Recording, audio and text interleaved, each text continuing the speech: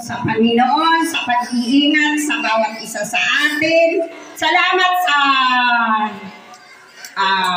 60 years ko. Kasi nung namatay ang kapatid ko, yung panganay kong kapatid, 52. Sabi ko, nawa, nagpasan ko yung edad ng kapatid ko. Sumunod, yung sinundan ko naman, namatay siya ng 54. Sabi ko nga mas sigit pa. Salamat sa Panginoon dahil inabot ko ang 60. Talagang napakabuti niya. Siya yung nagbigay sa akin ng lakas. Lahat ng hirap. Pagka talagang nasa Panginoon ka, lahat kaya mong pagtagumpayan. Lahat ng problema, lahat ng pinagdaanan ko, talagang isinuko ko to sa Panginoon kasi sabi ko nga Lord, hindi ko ito kaya, pero salamat dahil may mga tao na ipinagkaloob sa akin ng Panginoon.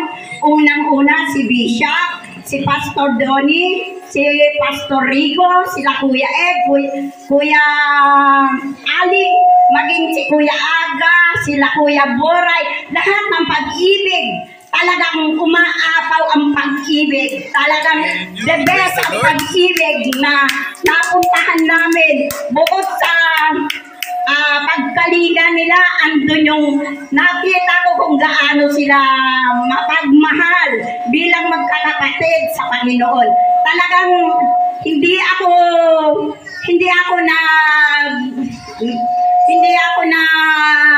nag-aano sa mga problema dahil alam ko kahit ang panalangin, kasama kami palagi ng mga pastor na nananalangin para sa aking pamilya, sa buong pamilya ko. Kaya salamat sa inyong lahat. Salamat sa pagdalo.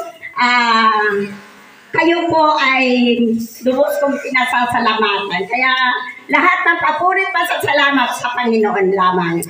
Amen. Happy birthday ulit! Happy birthday to you. Tapos agad. Tapos mga naghanda pala. Ayun! Yan. Sa mga naghanda. Kahit wala talaga akong kasi kung hindi na sinabi ng apo ko, dito yung gaganapin yung birthday ko, wala akong ideya. Pero salamat sa Panginoon kasi hindi ko rin naman in-expect kahit